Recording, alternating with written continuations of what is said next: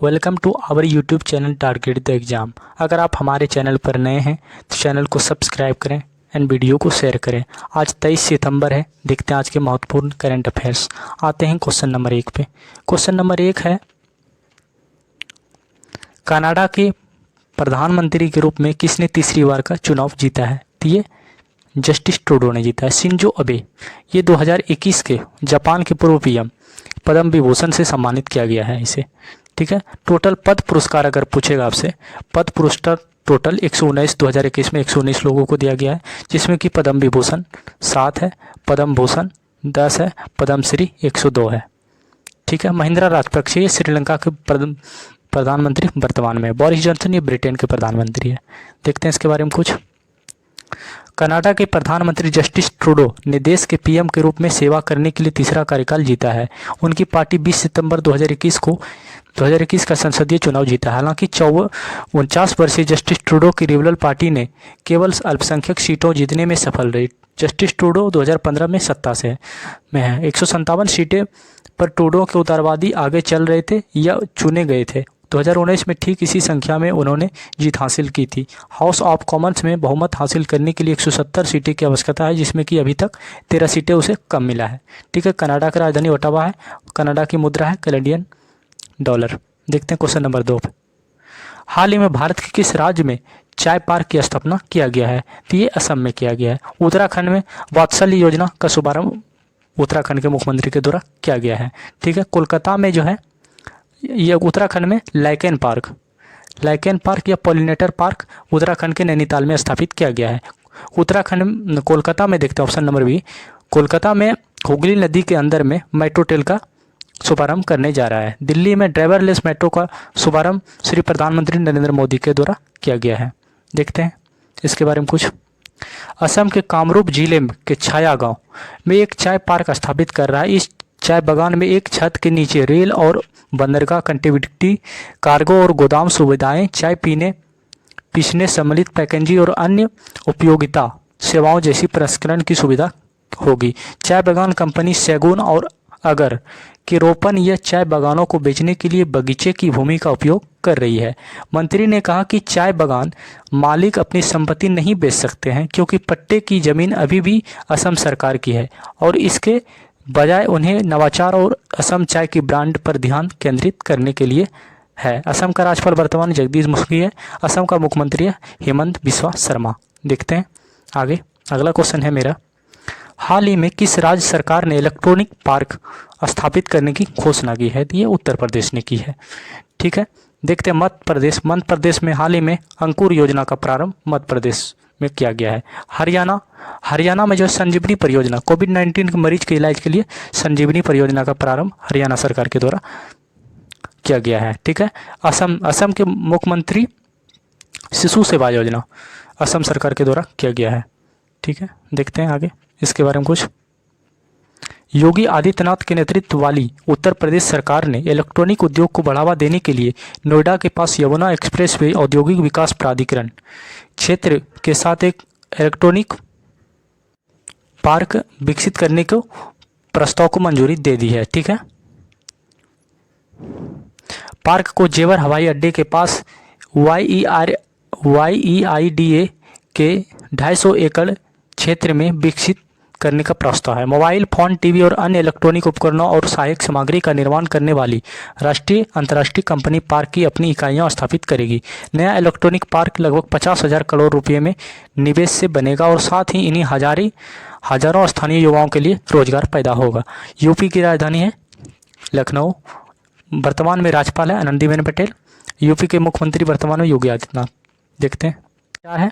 Facebook India ने किसे सार्वजनिक नीति निर्देशक नियुक्त किया है?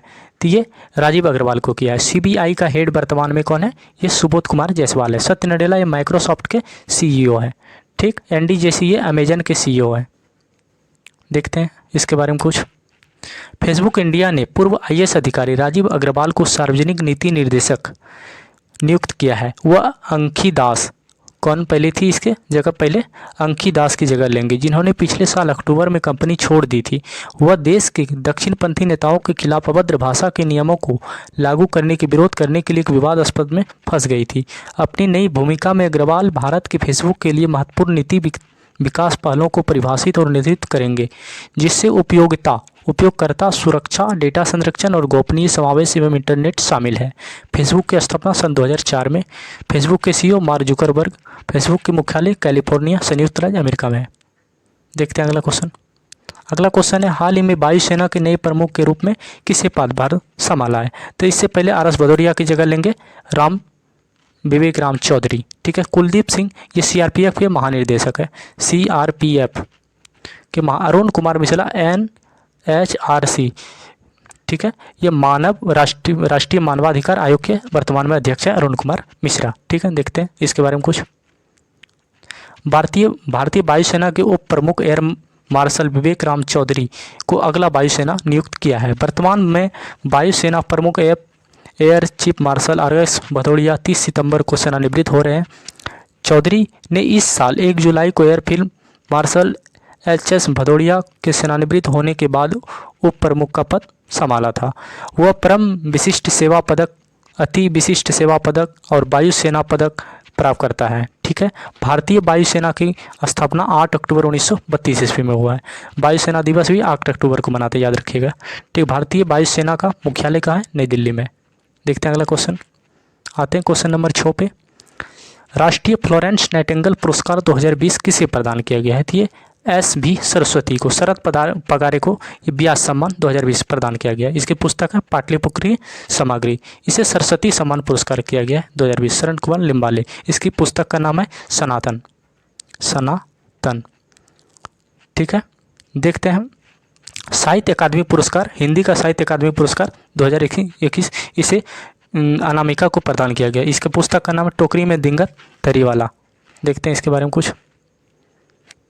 सैन्य नर्सिंग सेवा का उप महानिर्देशक ब्रिगेडियर SV सरस्वती का राष्ट्रीय फ्लोरेंस नाइटिंगेल पुरस्कार 2020 से सम्मानित किया गया है।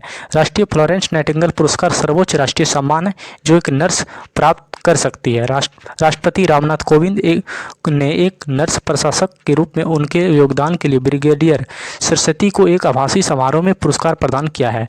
ब्रिगेडियर सरस्वती आंध्र प्रदेश के चित्तूर जिले में से है और उन्हें 28 दिसंबर 1983 को MNS में शामिल किया गया था। उन्होंने MNS में 3.5 दशकों से अधिक समय तक सेवा की है।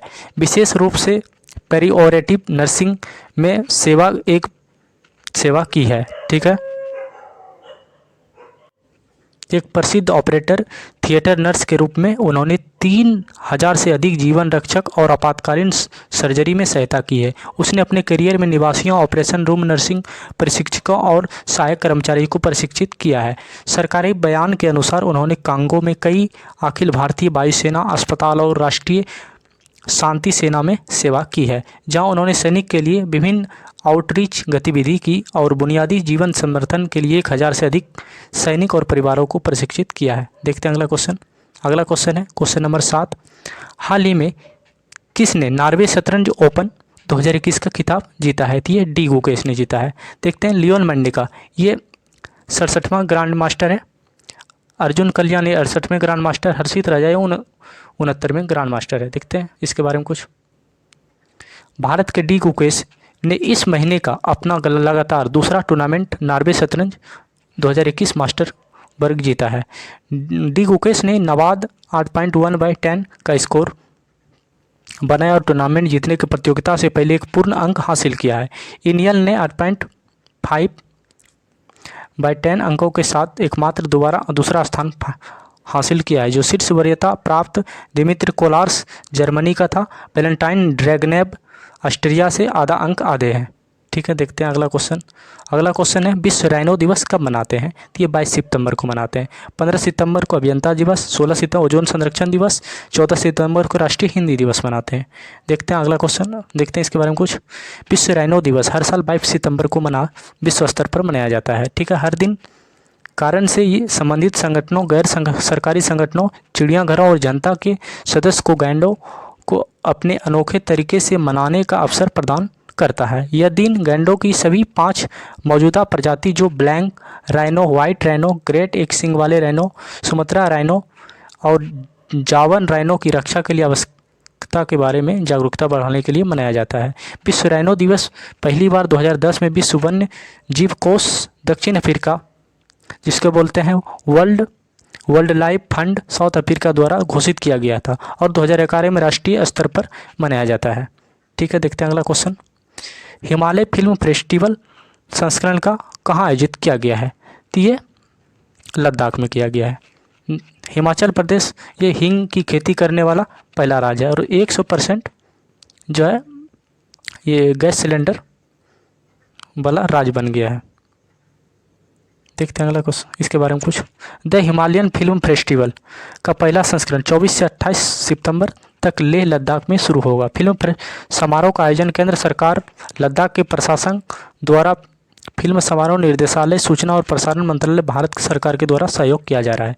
फिल्म महोत्सव की मेजबानी लद्दाख स्वायत्त पहाड़ी विकास परिषद लेह के सहयोग से की जा रही है। 5 दिवसीय फिल्म महोत्सव भारत की आज़ादी में 75 साल पूरे होने के उपलक्ष्य में आज़ादी का अमृत महोत्सव के जश्न का हिस्सा लेंगे। लद्दाख के उपराज्यपाल कौन? आर.के. माथुर। जम्मू कश्मीर का उपराज्यपाल कौन है? यह है मनोज सिन्हा। देखते हैं अगला क्वेश्चन है क्वेश्चन नंबर 10। हाल ही में किसे ब्लू फ्लैग मार्च से सम्मानित किया गया है? तो ये जो है तमिलनाडु तट और पुडुचेरी तट दोनों को किया गया है। देखते हैं इसके बारे में कुछ। भारत में 2 और समुद्र तटों को ब्लू फ्लैग प्रमाणन से सम्मानित किया गया है, जो एक अंतर्राष्ट्रीय इको स्तरीय टैग है, जिससे देश में ऐसे समुद्र तट की कुल संख्या 10 हो गई है। इस साल प्रमाणन प्राप्त करने वाले 2 समुद्र तट तमिलनाडु के कोवलम और पुदुचेरी के ईडन है। फाउंटेन और environment education Denmark blue flag प्रमाणन प्रदान करता है, जो 8 नामित समुद्र तट है। शिवराजपुर गुजरात में है, धौला द्वीप में है, ठीक है, करसोबिद और पुदुवद्री कर्नाटक में है, कप्पागाड़ केरल में है, रुसिकोदा आंध्र प्रदेश में है, गोल्डन उड़ीसा में है के लिए पुनः प्रमाणित किया गया है, और राधानगर अंडमान निकोबार में है, जिन्हें पिछले साल ब्लू फ्लैग सर्टिफिकेट से सम्मानित किया गया था। इन 8 समुद्र तटों को 6 अक्टूबर 2020 को ब्लू फ्लैग सर्टिफिकेट मिला है। देखते हैं अगला। थैंक यू दोस्तों। अगर वीडियो अच्छा लगे तो वीडियो को शेयर करें, वीडियो को लाइक करें एवं हमारे चैनल को सब्सक्राइब करें।